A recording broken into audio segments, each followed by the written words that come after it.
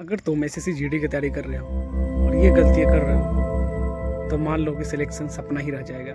पहला गलती करते हैं लोग फिजिकल को बाद में देना, मतलब फिजिकल को छोड़ देते हैं, सोचते हैं कि एग्जाम पहले निकाल लेंगे फिर फिजिकल देंगे। बट ऐसा नहीं है। मैं ये भी नहीं बोल रहा हूँ आपको कि अभी फिजिकल पे पूरा ध्यान दो, खूब दौड़ो पढ़ाई नहीं करो, नहीं।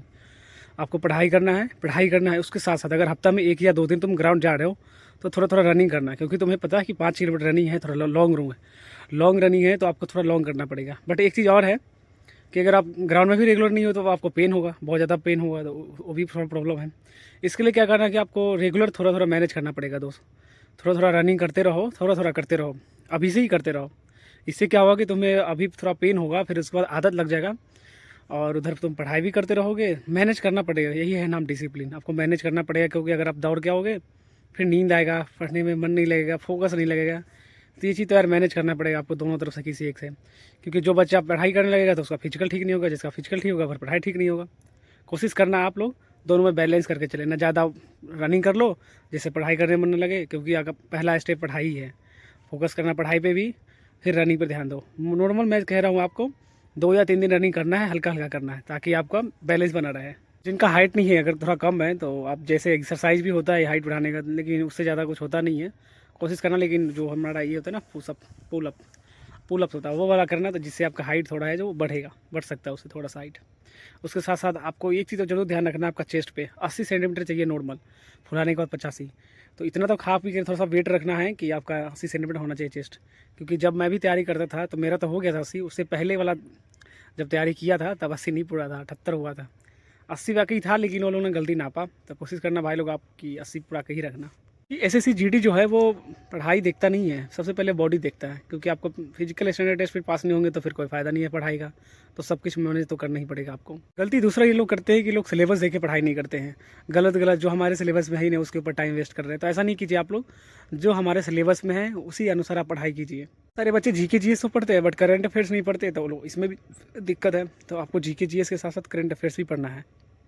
स्मार्ट एस्पिरेंट्स सिलेबस के अनुसार ही पढ़ाई करते हैं, तभी वो कोई भी एग्ज़ाम को क्लियर कर पाते हैं।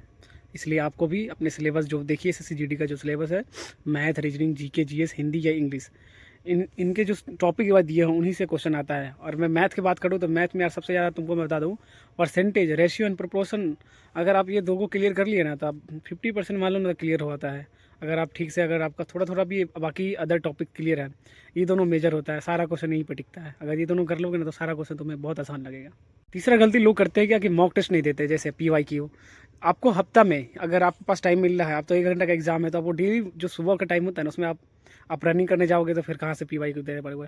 रनिंग करके आओगे फिर तो कर नहीं पाओगे। यही चीज़ लिए बोल रहा हूँ, अगर आपका रनिंग ठीक है, जो भाई लोगों का रनिंग ठीक है ना, वो अभी रनिंग नहीं जाए करने, आप पढ़ाई पर ध्यान दो। सुबह के टाइम आप PYQ मॉक टेस्ट जरूर लगाना। इससे क्या होगा, आपको टाइम मैनेजमेंट के बारे में पता चल जाएगा। फिर आपका जो एक्यूरेसी है वो कैसा है, लो है, हाई है, मीडियम है, कैसा है, इसके बारे में आपको खुद नॉलेज हो जाएगा। तो अगर आप PYQ या मॉक टेस्ट अगर आप छोड़ रहे हो ना तो फिर एग्ज़ाम छोड़ रहे हो, ऐसा ऐसा हाल हो जाता है। इसलिए आप लोग PYQ तो देना ही देना। अच्छा, अभी एसएससी जीडी का फॉर्म बढ़ा रहा है और फरवरी से लेकर अप्रैल के बीच में एग्ज़ाम लेगा। आपके पास टाइम है, 3-4 महीना का टाइम है। 3-4 महीना आपको कंसिस्टेंसी अभी पढ़ाई करो, बेहतर होगा। अगर आप एग्ज़ाम निकाल लेते हैं तो फिर रनिंग आप लोग कर लोगे, देगा 1-2 महीने टाइम देगा आपको, खूब ग्राउंड में मेहनत करना। दूसरा चीज़, आप प्रीवियस ईयर क्वेश्चन को अगर आप देख रहे हो ना तो उससे आपका बहुत बहुत ज़्यादा बेनिफिट होगा। प्रीवियस ईयर क्वेश्चन को बनाना, ताकि आपका जो एग्ज़ाम जिस टाइम देने जाओगे तो उस टाइम आपके लिए बहुत आसान लगेगा यार, तो क्वेश्चन मैं बनाया हुआ। और आपको भी आइडिया लग जाएगा कि मुझे किस अनुसार किस टाइप से पढ़ाई करना है। आपको पता ही है कि ये हमारा एसएससी जीडी में एग्जाम में भी निगेटिव मार्किंग कर दिया है, 0.25 एक क्वेश्चन पे, मतलब 4 क्वेश्चन गलत तो 1 नंबर गलत। तो निगेटिव मार्किंग भी आप लोग नहीं लेना, क्यों फालतू में निगेटिव लेके अपना नंबर कम करोगे। जो तुम्हें लग रहा है कि नहीं बनेगा तो बिल्कुल नहीं बनेगा, छोड़ देना है।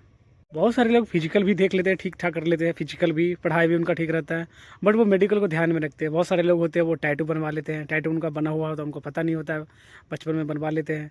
तो भाई टैटू वैटू पे तो वो अनफिट करेंगे। कोशिश करना मेडिकल टाइम में छुप सकते तो छुपा लेना, नहीं तो क्या करोगे, उसको ओपन मतलब आता है इरेज करने वाला, तो इरेज करवाना पड़ेगा, नहीं तो वो अनफिट कर देंगे यार। और ऐसा कहीं किसी का यहाँ पे है, अगर तुम्हें लगता है कि मैं छुपा सकता हूँ, कोशिश करना छुपाने का, तो बच सकते हो। क्योंकि अगर डॉक्टर देखेगा तो अनफिट कर देगा। तो टैटू वाले रूल्स में तुम सीधे अनफिट हो जाओगे। कोशिश करना इसे बचने के लिए, मेडिकल के लिए। दूसरा, लोग क्या करते हैं ना कि आई साइड अपना चेक नहीं करवाते कि मेरा कितना 6/6 है कि 6/9 है, कितना बाई कितना है। तो वहाँ पे चेक करवाएंगे, वहाँ पे कुछ और बताएगा, तो उस टाइम में भी वो इतना सारा बताओ, फिजिकल भी दे के आएंगे, रिटन भी दे के आएंगे, और मेडिकल में फेल होंगे तो अच्छा नहीं लगता। इसलिए कोशिश करना पहले ये सब चीज़ क्लियर करवा लेना। कब करवाना, अभी नहीं, थोड़ा सा टाइम बाद, यानी फिजिकल के बाद या फिजिकल के टाइम के आसपास में करवा लेना, इससे बढ़िया रहेगा। अभी तो तुम पढ़ाई पे ध्यान दो, सबसे अच्छा चीज़ है। उसके साथ बहुत सारे लोगों को फ्लैट फुट प्रॉब्लम होता है, वो अभी देख लेना, क्योंकि जिसको फ्लैट फुट है अगर ठीक हो सकता है तो ठीक हो जाए, और नहीं तो फिर यार छोड़ दो, क्योंकि नहीं तो फिर किस्मत के भरोसे भी बोल सकते हो, क्योंकि फ्लैट फुट वाले को फिर वहाँ चेक करता है अच्छे से।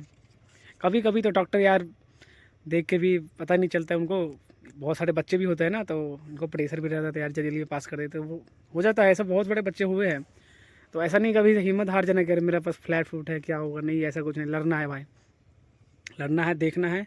अच्छा बहुत सारे लोगों को वेरिकोज में भी पेन होता है, वो ध्यान नहीं देते हैं। तो जो भी मेडिकल इशू छोटा भी है ना, तो उस पर आपको ध्यान देना, अगर आपको CCGD में आना है, अगर आपको वर्दी लेना है तो ठीक है। क्योंकि यार पता है तुम्हारा रिटन एग्जाम हो जाता है, फिजिकल होता है, फिर मेडिकल में अगर आप नहीं पास होते हो ना, तो ये सबसे बड़ा दुख होता है, बहुत रोने का मन करता है, बहुत।